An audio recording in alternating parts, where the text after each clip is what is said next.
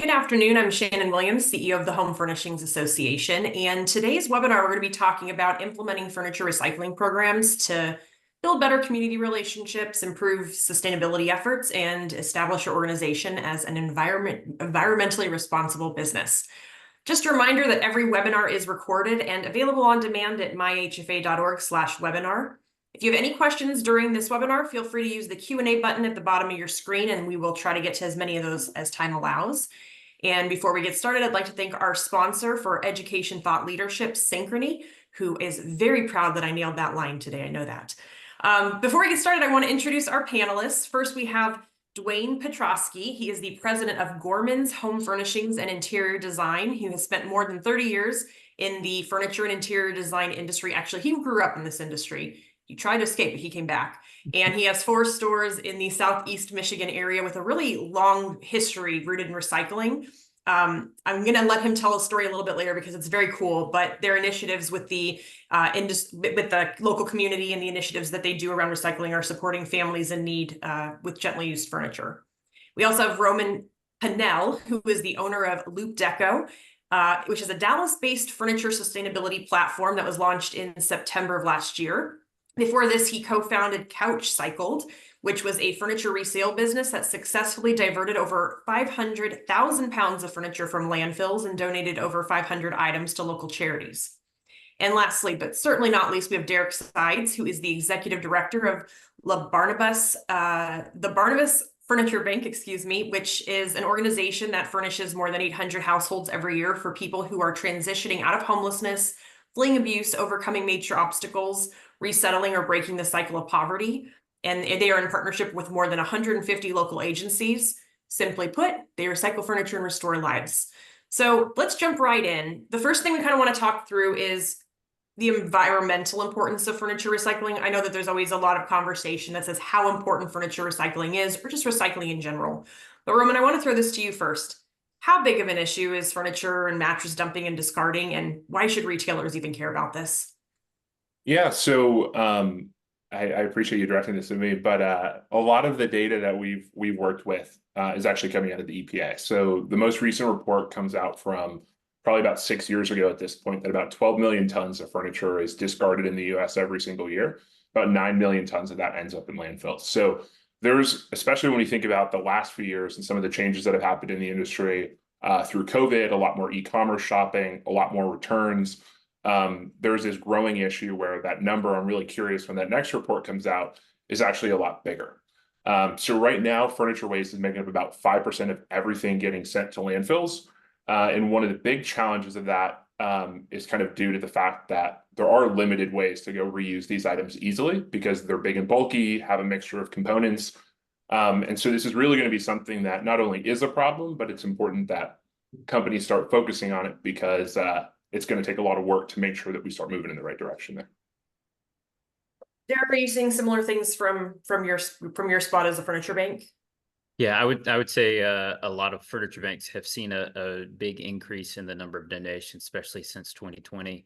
And it seems like, when people have the ability to make a change in their decor, they want to do so. But then, sometimes that can be something that holds them back, is thinking, okay, well, I'd love to redo this place, but this is a perfectly good couch. Where is it going to go? And the thought of feeling wasteful in that process sometimes can be alleviated by organizations like ourselves, who can help extend that life, because as Roman said, the complexity of a recycling process for these items is a challenge. I think we'll probably be further along that road in the next decade. But if we can extend that lifespan as long as possible, it will help defer that waste. We're doing probably similar numbers, 250,000 pounds of furniture waste every year we're keeping out of the landfill and putting it in the homes of folks who desperately need it. And I think that's a win-win here in our local community, because it's also helping local city services, because they're not having to do the logistical challenges of gathering those things and taking them straight to the landfill. Thank you for that. Dwayne, why should retailers care about this? Well, I mean, I think the biggest thing is the landfill issue. I mean, in the environment and everything else, it's huge. And I think with the program that we initiated this year, or we did this year, it became very clear very quickly how important this really is to just to the community in general. People have, they buy new furniture, they change, they redecorate, they do all these things. Well, they have their old furniture, and many people have no idea what to do with it. So it's, it's still in decent condition, it's still usable, so they don't want to throw it out necessarily. So it ends up just sitting in their basement or sitting in their garage.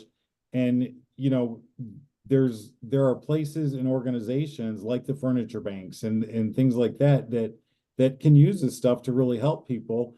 And the furniture is not going into a landfill, it's going to be put to use for people that really do need it. And Shannon, could I add one thing onto that Please. point? So from a standpoint that we've seen as to why retailers care, we actually ran a market study last year with a lot of sales teams, but also customers who had recently purchased furniture within the last 6 months. And one of the things that we saw was about 46% of customers had actually inquired about furniture pickup when they were buying something new. And 61% of the sales teams we spoke to said customers would delay a purchase or delivery until that old item was removed. So this is something too, where obviously sustainability is a really important part of this, but especially in a tighter market right now, there's also the potential revenue and then customer experience associated with prioritizing some of these initiatives. Is that something you see that you've seen with like furniture retailers specifically? I think mattress removal is a very common practice. How about furniture removal? Is that something that you see implemented across most retailers? No, I don't. I mean, on a general basis, most furniture retailers don't take away old furniture and dispose of it or get rid of it for you. I mean, and that was really one of the reasons that we started the initiative that we did, or we did the program that we did, where, we took 2 months and dedicate 1 day a week, every other week, we dedicated all of our delivery trucks to going and picking up used furniture that people wanted to get rid of or didn't know what to do with or wanted to donate. And the response was overwhelming, the need for that. And I mean, the first day that it hit the media, the phones were just ringing off the hook. I mean, every one of the stores were calling me saying, "Oh my gosh, I don't know what to do here." I mean, we can't keep up with the phone calls. And I think that showed us really quickly that there's a huge need for this, that people don't understand. And again, people just don't know what to do with old furniture. They just don't know what to do with it, where to take it, who to call to pick it up, they just don't know. I mean, what do you guys do with that discarded furniture? So you guys go and you're taking it Right. away So, from people? well, the initiative that we did was we for those 2 months, we picked up furniture, 1 day a week, we dedicated our trucks to picking up furniture. And we did it that way because again, we don't normally pick up used furniture, and we didn't want to put old used furniture on the truck with new furniture. And doing that while you're trying to deliver furniture and pick up old furniture, it just gets way too complicated. So we dedicated specific days to do that, right?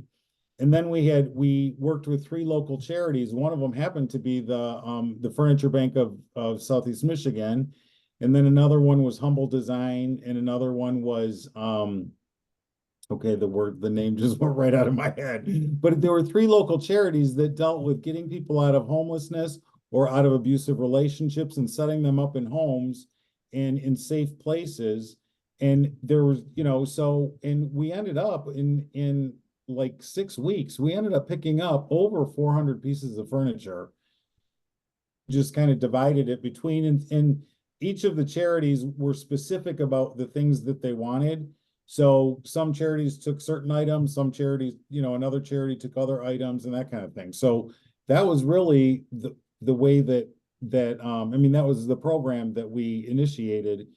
And again, we had no idea that there was the need that there was for people to get rid of furniture, and how happy people were to do it, and to know that their old furniture was still going to be used and was going to be given new life to people that needed it. I can imagine, I'm looking at Derek, that you knew this demand existed. So how is an initiative like this like innovative compared to maybe how you're seeing the furniture discard programs for most retailers working?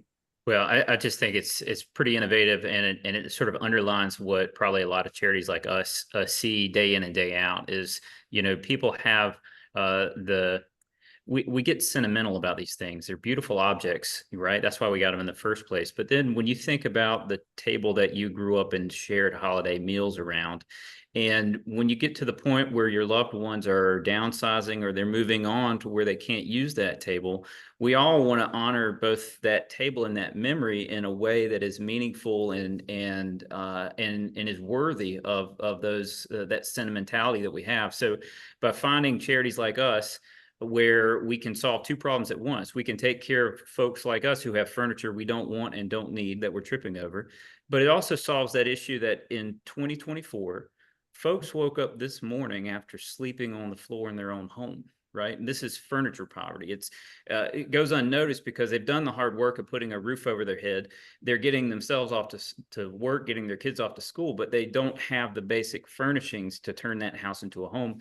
And it's really a win-win. And I think there's both the donor side and obviously there's the need there. When we can connect the two of those, and when somebody like Dwayne steps up or Roman's company can help out, it's a beautiful thing, because we all know that the world is a better place by helping extend the life of those items, but also it's such a meaningful and tangible way to help make someone's day, someone's life better. When you've got a place to sit, a place to eat, and a place to sleep, you can focus on the challenges on that path to self-sufficiency so you can better yourself. And I think that's where the real power of this sort of conversation, I'm really thrilled that the Home Furnishings Association has helped leading this sort of dialogue, because it's home is a place where we all want to feel like we belong.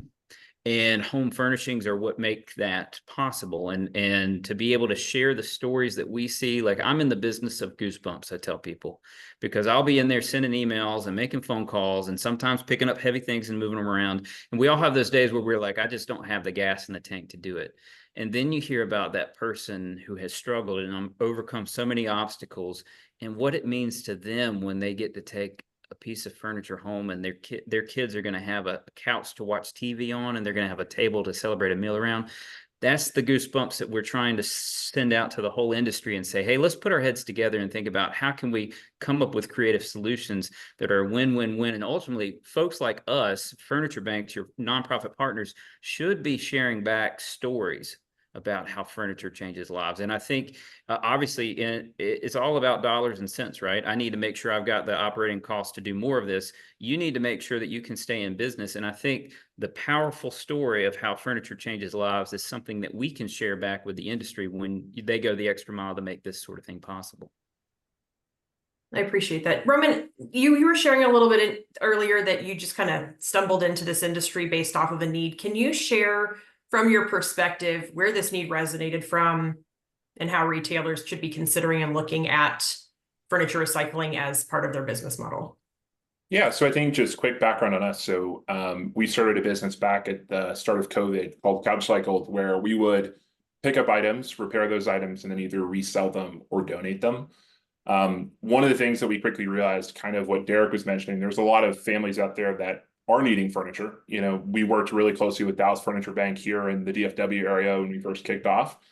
And similarly, they're supporting people that are coming out of homelessness who need furniture. But there's also a large group of people who are looking to purchase furniture, but need to do so on a budget. And so they're purchasing these items at a few $100 compared to a few thousand. So what we were sort of looking at is how do we not only help retail customers go reuse this stuff, but what channels exist out there for reusing it. And resale and donation were sort of the big ones that we looked at to make sure that we're just really creating a lot of options to keep these things in circulation. Now, when you started this Couch Cycle program, were you charging for those pickups? So what we did is for items that were gently used, since we did have a resale component, we could pick those items up for free, and then there was a fee associated with items that were maybe a little bit more damaged or needed a little bit more cleaning or repair. And that typically was just to set off operational expenses. But really what we were trying to do still is have fees that were lower than the junk hauling space, because that's one of the things, and we spoke with a lot of customers, probably about 40 to 50% actually paid to have items removed with the junk hauling company. And there's a lot of great initiatives that some of these junk hauling companies are trying to do where they're trying to recycle, but just typically because their trucks have such mixed loads from anything from debris to furniture, it makes it a lot more difficult. So we did have kind of both free and paid removal for this. Thank you for that. What was your guys' model when you guys started doing the pickups for discard furniture?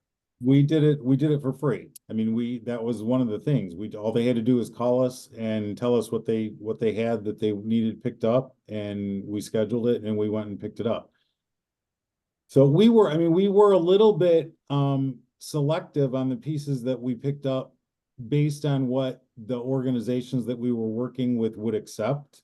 You know, a lot of them wouldn't accept bigger pieces of furniture like wall units and armoires and, you know, king size beds and things like that, because they were using this furniture to get people out of homelessness or out of abusive relationships, where most of the places that they were setting people up, they're smaller places, you know, they're smaller apartment type things.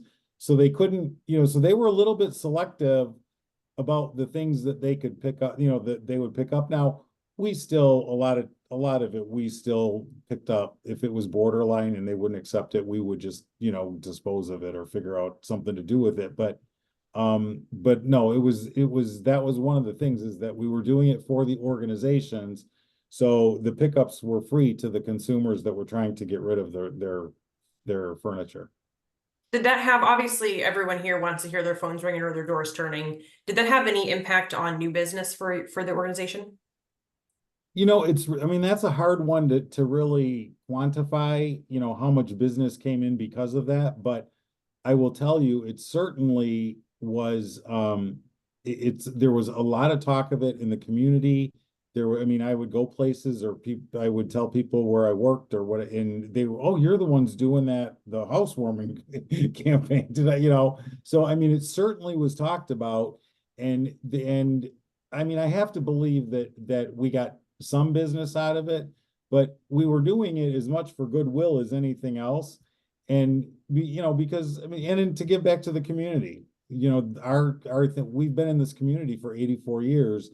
And, you know, our community has always been really good to us. So we're always trying to find new ways to give back to the community if we can. Now, I know Gorman's was started in a very unique way. Could you tell us that story and maybe share a little bit of how that journey has helped create such a positive community impact?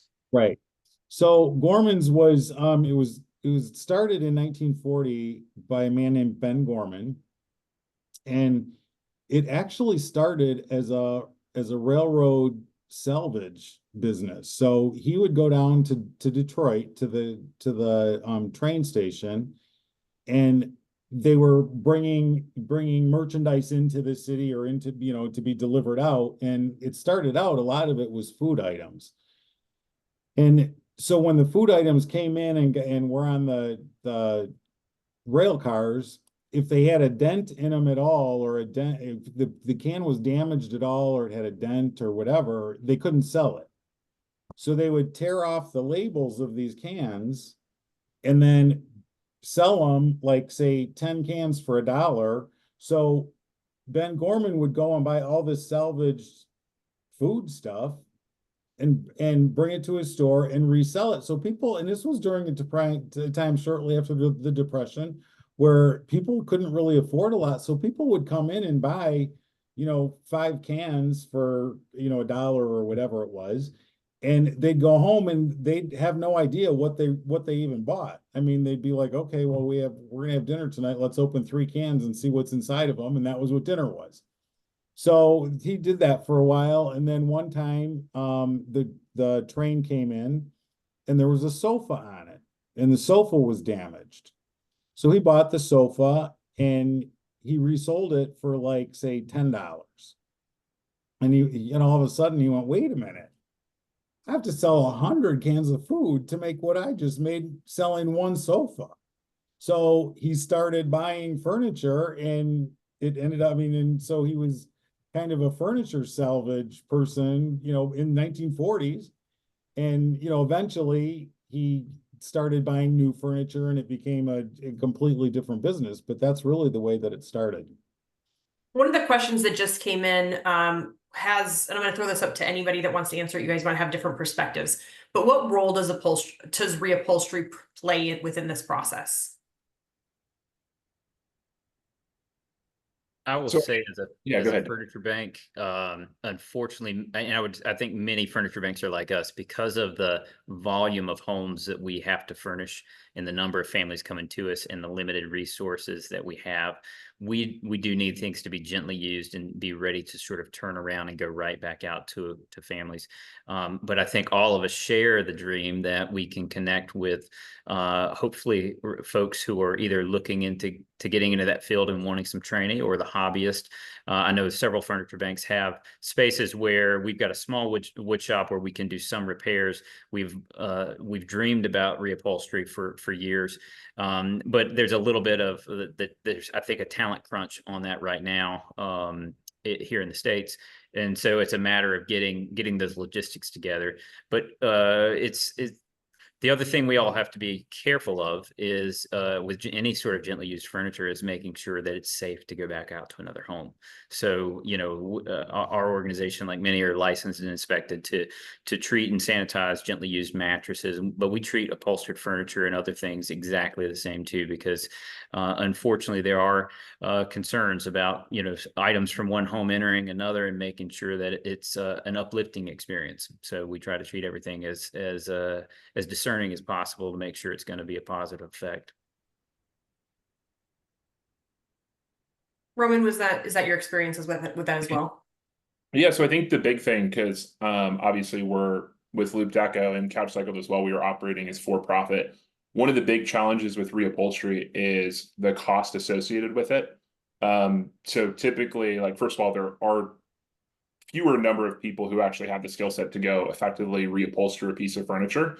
And for a lot of them, the cost of reupholstering something that isn't like a high-end item, maybe it's more middle tier, just makes it really cost prohibitive, which I think goes back to sort of a little bit of what Derek was mentioning before, where that's really where the emphasis needs to first be on how can we start by keeping items in their current state in circulation. And then I think the narrative needs to continue to progress to the point where we can start looking at how do some of these items then get broken down for their components effectively. But I think we haven't even solved the problem of making sure that we're keeping items that are reusable in circulation. Definitely strides are, you know, taking place, but there's still a big opportunity there. I think reupholstery is just one of those things because of the time it takes and the cost. It's just going to be one of those things that's a little bit prohibitive, at least in the short term. Dwayne, do you have the same experience with the reupholstery? We don't, I mean, our reupholstering, again, like Derek said, you know, they needed the organizations that we were working with needed gently used furniture that could be used, you know, that could be turned around and used right away. So we were pretty specific about what we would pick up again. We wouldn't, I mean, if anything was, you know, terribly dirty or stained or tears or anything like that, we just couldn't pick it up because the organizations wouldn't take it. Something that you had just mentioned, Roman, was about like when you were looking at maybe what's salvageable, what's worth breaking down. And a lot of the questions that came in from people who are attending and watching right now really are about alternative to the dump, right? We talked a little bit about you know, taking a gently used and turning it into a furniture bank. But I think one of the questions that a lot of retailers have and how they can participate in sustainability, what other alternatives do they have? I know you said breaking things down. Can you explain that a little bit more and then maybe elaborate on other solutions a retailer might have? Yeah, so there's not a lot out there right now from a standpoint of breaking down things like upholstered furniture. They're still growing, but there are a lot more mattress recyclers. So to give you an example, we work with Houston Furniture Bank down in Houston, Texas. But they actually do mattress remanufacturing as part of the operations there. And it's a little bit more common on the mattress side. So there's a lot of these large retailers that are actually already charging and then picking up mattresses. If I recall, correctly. Like Ashley Furniture does that, where they'll bag a mattress when they're delivering something new. They'll typically put that on a drop trailer and then work with a recycler as much as possible to go reuse those items. So on the mattress side, it's definitely something that is a little bit more accessible, especially if you live in states like California.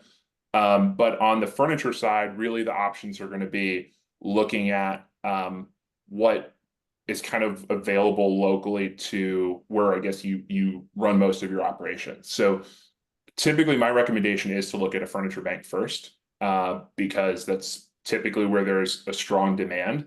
And then the follow-up would be to look at what other solutions or options there might be in your key markets for solutions. But it's kind of my perspective on that. Dwayne, do you have the same perspective? Pretty much. Yeah. Do you know of anything outside of the furniture bank world that retailers should be or could be considering? Well, I tell you, Shannon, what I was thinking about when those gentlemen were talking is trying to take a more of a 30,000 foot view of it. And, I was inspired by a company I've spoken with who's trying to look at the larger life cycle of their furniture. I believe it's Ethnic Craft was talking about in the long view. They want their pieces to be made and of such quality that it should outlive the user of that furniture, right? And it should be good enough and timeless enough that it would be able to be repaired and continue on as that said piece of furniture. I'd love to see that same sort of design emphasis on upholstered pieces, right? And growing up, I think we were talking before we went live here. My dad was in the furniture frame building industry, and to see the insides of upholstered furniture looks very different from the outsides. But for a company, if they were really to set themselves apart and find a way to turn that design problem on its head and have it to where those things can be broken down, right? Because it's never the materials themselves are often, the foam can be recycled, the fabric itself can be turned into secondary product, the wood itself can be turned into biochar and all these other fantastic things. The metal itself can be melted and reused. But when we mix them all together, if we do it in a way that doesn't have a design focus on the end use of that item, then we are going to continue to create issues. Even if folks like us are extending the life of that, there's going to come a point where it still has to go somewhere. And I'm hopeful that folks will set themselves on a course where we can find a way to make that somewhere just be a continuous loop where those materials come back, and or it's a way that it can be modular in terms of reapplied, reupholstered with ease, so that end users and or folks like us can continue to give that to somebody as a functional item. One of the most innovative things that I've seen in our industry has been IKEA's approach, which is their furniture buyback program, where they, if you have a fully assembled piece with all the pieces there, they will quote you, as long as you have that receipt, they'll quote you like a buyback, and then they'll give you credit to come back to the store. I think that that's another way that, for some of the retailers that are considering, how do I look at that circularity model? That's another opportunity that I know exists.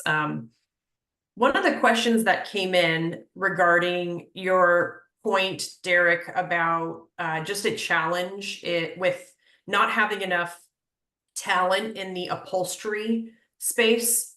Do you know of any relationships with community colleges that do upholstery training programs, or has that ever been a topic of discussion to help fuel the industry a little bit more with, in that space? Sure. Being so close to High Point, which is arguably got a long history of furniture capital of the world. There's several local technical colleges. There's been just such demand for those folks to go straight into the industry. Now it's more of an apprenticeship program that folks are usually on the job while they're getting the training. But we would love to see, that's sort of the conversation we're looking at, is there a way that we can provide pieces that someone wants to give to us that needs a little bit of update, a little bit of repair, that could be that sort of trial, and then it's going to go help someone on their journey to self-sufficiency. They're going to get the skills and talents, and I think there's a win-win there that can line up. It's just a matter of getting all the right players and right resources lined up. You're in a High Point, right? So you're right in the center of where the action's at. If you could make it, if anyone can make it happen, it's probably you. So Derek has a little advantage on us with that part of it. We know you're putting out great product. So some of the questions around just looking at the practicality for this, implementing some kind of a solution. Roman, I'm going to throw this over to you because I think you said that you're operating a for-profit business with this model. And I think that a lot of retailers' questions are really like, what are the cost-effective ways to make this work? As, just as an alternative to throwing away used furniture, or, do we store it? Do we sell it? Can we talk about the pricing logistics of doing this from a cost perspective? Yeah, so I think the first thing to note is one of the big pieces of feedback that we've received from retailers, and Dwayne, you alluded to this a little bit, on why programs like this haven't been stood up yet is just because of the complexity of putting old items on trucks with new items, especially if you're loading the truck in a certain way. If you're filling it, if you're taking a couch off and putting a new couch back on, it makes it really difficult to go run routes efficiently. And so what we're seeing is that's one of the primary reasons that retailers haven't tackled this problem, but also because it's a little bit, I guess, removed. I mean, if they can sell an item, they're going to go deliver an item. But this is sort of where we've come in and sort of worked closely with them, is to sort of help remove those items before a new piece is delivered. Typically, when there is sort of a managed removal service, if you think junk hauling solutions or even a lot of nonprofits can typically do it lower, but there's typically some cost associated with that, just because having teams, the cost of box trucks and vehicles, it all gets very expensive. So there is typically some sort of cost. It's typically drastically lower when you go directly with a nonprofit, which is why that's always my first recommendation. Is I was like, I know that they need it, and it's generally going to be cheaper than what we're going to charge. But the cost, for the most part, is pushed on to the consumer. And the retailers that we're working with today, that's typically what they say, is they share that. It's like, hey, there is a cost associated with this. But to give you an example, we have a lot of referrals in Texas from Lazy Boy, because a lot of their client base is a little bit older. They're not going to be able to move these items out of their home. And so we get a lot of referrals from them. So I think it's just from a standpoint of, if you're going to be offering it yourself, decide, is there going to be some sort of fee associated with that? And then if you're working with some third party, understanding what that fee is, making that clear to the consumer, and kind of setting clear expectations that is a fee that's going to fall into them if it's something that they want to use. Derek, I know that you're looking at your local region, and I know, Roman, you're looking at Dallas. Derek's looking at High Point. Is there a resource that a retailer anywhere in the country should be or could be looking at to see what kind of availability there is to do any kind of recycling of old furniture? Well, I know in terms of connecting with a local furniture bank, if folks go to furniturebanks.org, it's a website with a map that's pretty comprehensive for organizations like ourselves. We have, for a number of years, worked with a company called Resupply, which is probably similar, I think, to LoopDeco in terms of filling in that gap of how do you get that item from your home to a charity like us. And we love that folks are stepping up to help make that possible. We're gullible, and we offer still a free pickup service if you're around here, but we've got some of those same parameters that Dwayne was talking about. If it's big, we're not going to be able to give it away, so we can't accept it. If it's really heavy, we really don't want to go upstairs to get it.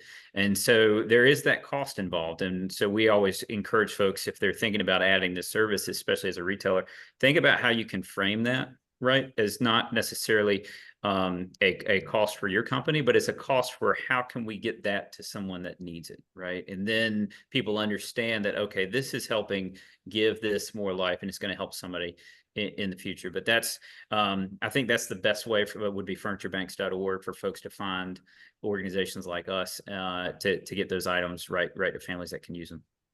How does I understand that you're getting your furniture delivered, donated, and the people that you're helping are likely receiving them as donations as well.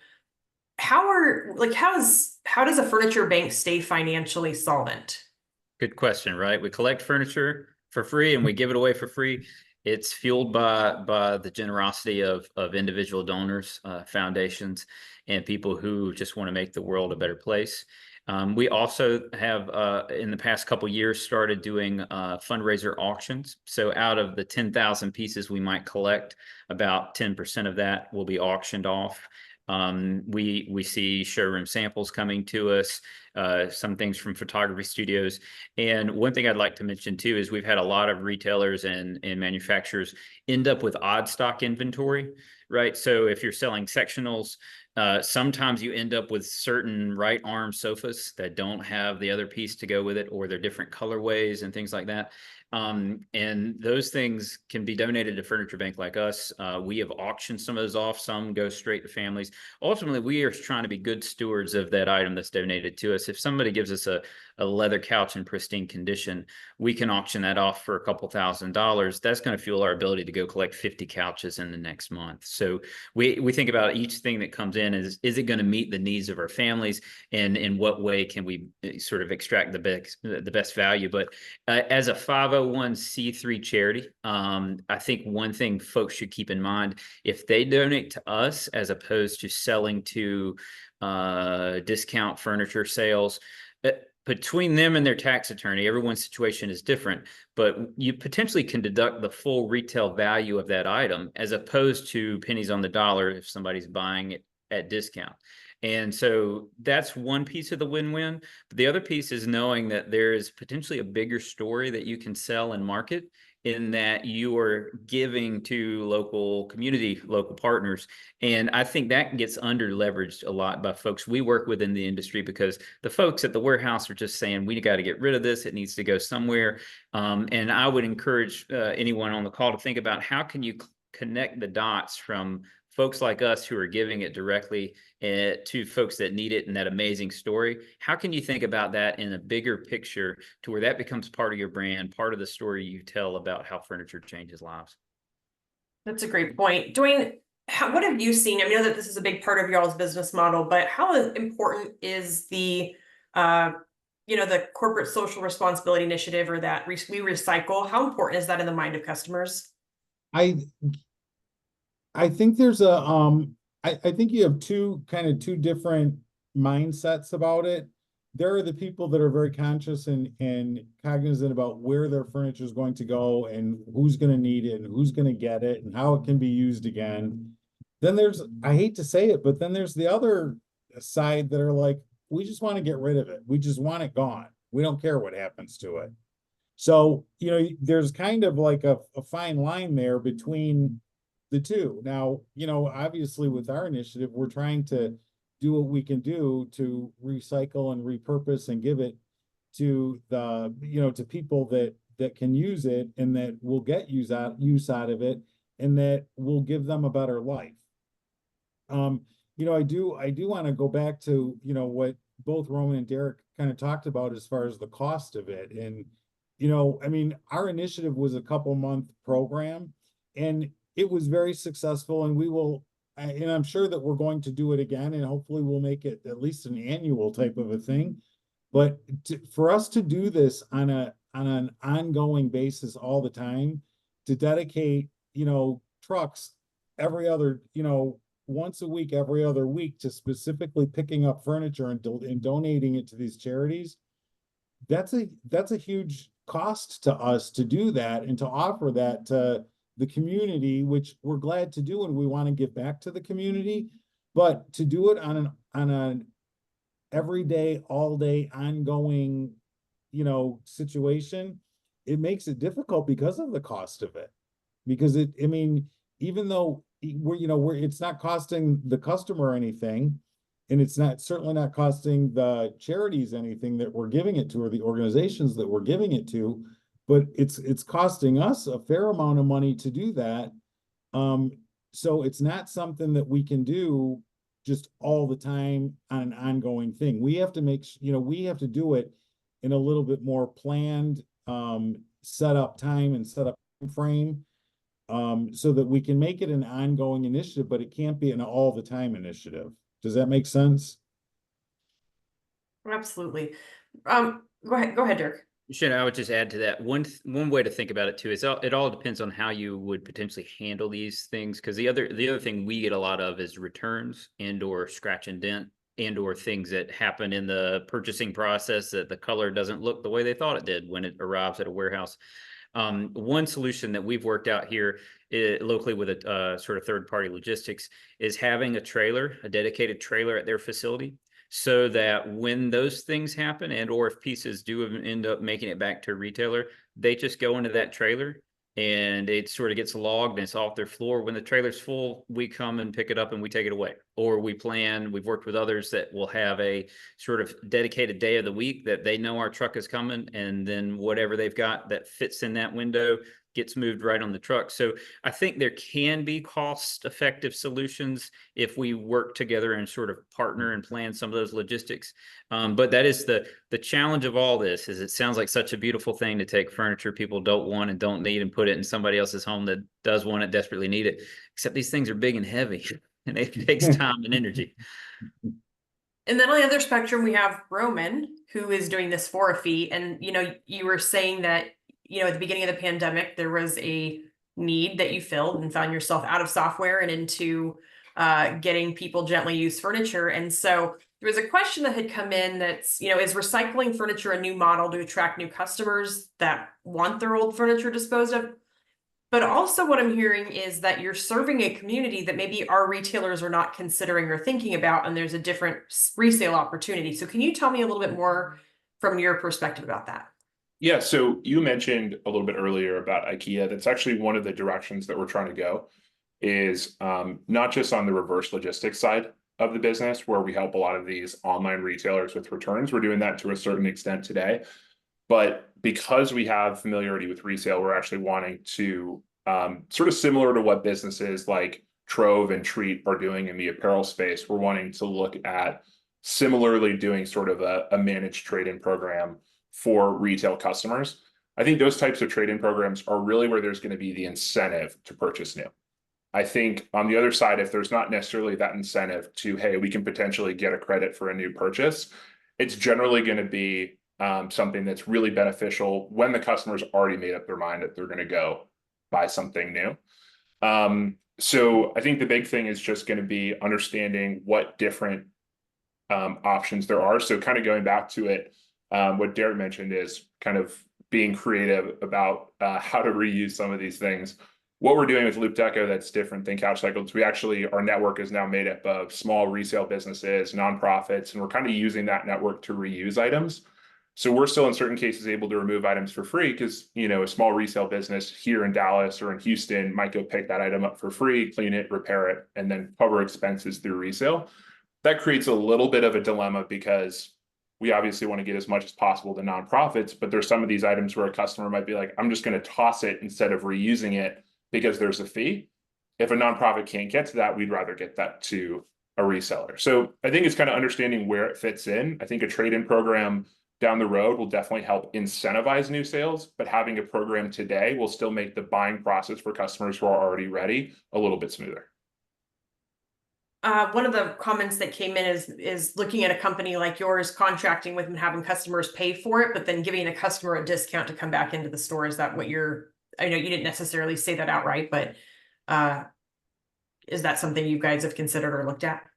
Yeah, so the way that we're looking at doing it down the road is basically for items that are gently used. So for instance, we've picked up some really nice items from customers in the past where our network just gives the customer a few $100 for their item and then removes it for free and then reuses it that way. And then just typically it's like we give that to them as a credit for the business that they're shopping from. So it's still something a little bit further down the road because we're just trying to scale and get national at the moment. But we see that as definitely something that is a big opportunity down the road. And unfortunately, most retailers don't have the capacity that IKEA has. So that's kind of what we're seeing.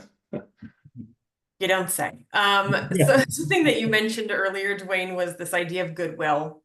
Mhm. And, I think part of the conversation about sustainability that I've heard, is this tug of war of, where does our line from being a socially and,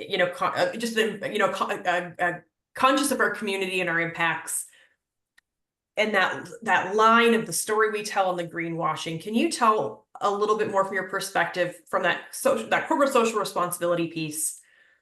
How does a company choose to engage in this, stay true to their authenticity, and just veer from the greenwashing and narrative? Well, I mean, for us, we're always like, it's like I said before, we've been in this community for a lot of years, and the community has been great to us. I mean, we've been very successful. We've had it's been a great run, and it still continues to be a great run. And, it's kind of one of those, what goes around comes around, and, someone's been great to, the community's been great to us. We need to give back and turn back and give something more to the community. And this is kind of our way of doing it. And, it's kind of funny because when we did this, our whole focus was really on helping these three organizations, and in helping them to be successful in their mission in helping people in either homelessness or abusive relationships, be rehomed into a safe place. But it became very clear very early on that it was a lot more than helping those people. It was helping the people that are looking to get rid of stuff that truly did not know how to do it or where to go or who to call. Or I mean, I was shocked that people just had no idea how to go about giving furniture away or donating furniture other than putting it at the curb and, hoping that maybe someone picked it up before trash day. And if they didn't, then maybe hopefully the trash people would take it if it wasn't too big of a piece, So for me, it was, in as far as giving back to the community and being the good stewards of trying to help people, it really ended up being bigger and helping more people than we ever even really initially thought that it was going to be. And can I add to that real quick? So one of the things that we did in that study we ran earlier this year, it was about 12% of respondents who had purchased furniture mentioned that they were able to get a pickup from a nonprofit. And then there was another 12% or so that actually said they were able to drop off items. Part of that too is just there's a lot of people out there who need some form of assistance. This is why I think it's really great that Dwayne threw this program together, because whether it's lead time or availability or some nonprofits just because of resources can't provide pickup at all, there are a lot of people that are not getting their items reused or picked up just because it is fairly restricted as far as like what nonprofits can do and what resources they have available, especially in the age where customers are expecting next day pickup or next day delivery on big and bulky. It puts a lot of pressure on nonprofits to figure out how they're going to go get that next day pickup. That's fair. So before as we're wrapping up, I'd love to just pick your guys' brain. What are your last words on this topic? Like, what does every retailer need to be thinking about considering as they look at being a socially responsible company and their impacts on furniture mattress recycling? Well, from my standpoint, I mean, this has been a great conversation. I've learned from both, Derek and Roman, and I think some of it, we just have to get to the point where we're thinking outside of the box and, maybe in partnering with other people, because let's face it, everybody can't do everything on their own, but together, I think we can get a lot more done if, retailers work with organizations that deal with, repurposing furniture and things like that. So for me, the takeaway is really if just to open the dialogue and open the conversation about who to go to and how we can, maybe work together and make it a lot more successful for everybody. Thank you. How about you, Derek? I would say, I guess, remind folks to go to furniturebanks.org and just see where their local furniture bank is and think about that bigger picture of obviously we know anecdotally that it's a meaningful way to help change someone's life. Like our vision is that by giving someone a place to eat, place to sit, place to sleep, that's going to help them on that path to self-sufficiency, which as a retailer will help them potentially become one of your customers at some point, right?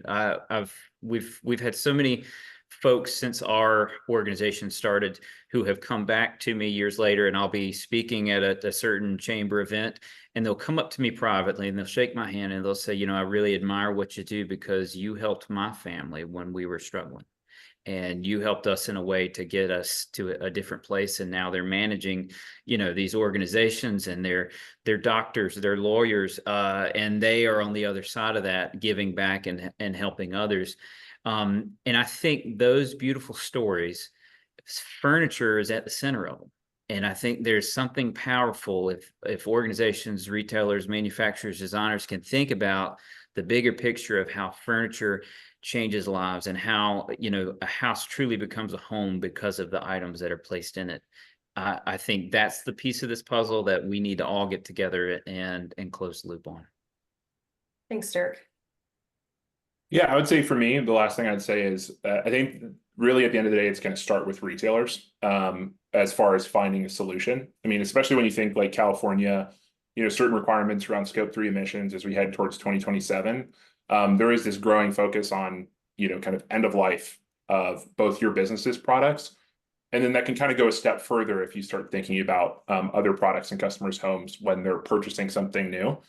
I think really it's kind of breaking the status quo and educating customers on options, or creating, kind of, Dwayne, to your point, creating options for customers to have.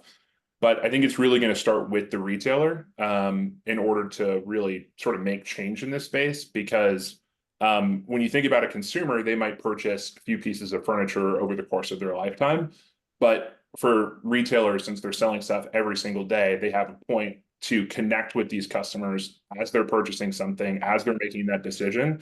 So that would be probably the last thing that I would say, is that this is really going to be something that that retailers are going to sort of have to promote and encourage within their company, and then also eventually through with their customers as well. That's great insight. My favorite thing that I heard today that I think every retailer should be walking through. Yes, there's huge impacts to, you know, 12 million tons of discarded furniture every year, 9 million ending up in landfills. But if you were tuned into the last two webinars just about cash flow and collect fast was the overarching theme, that 61% of customers are delaying their delivery until the old piece is removed. And so for every retailer that's considering, does this make sense? I think that there's a lesson and a story here about inventory turn and the ability to get product into homes, get those invoices funded, and get your inventory turn rate up. So I think that there's a great business opportunity here. Thank you, Dwayne. Thank you, Derek. Thank you, Roman. Your insights have been incredible. And if you guys would like to rewatch this, you can check it out on myhfa.org/webinars. And again, thank you to our sponsor, Synchrony, for making these webinars possible. For those that are still hanging with us, thanks for your commitment to building stronger communities and a stronger home furnishings industry. We'll see you again in 2 weeks.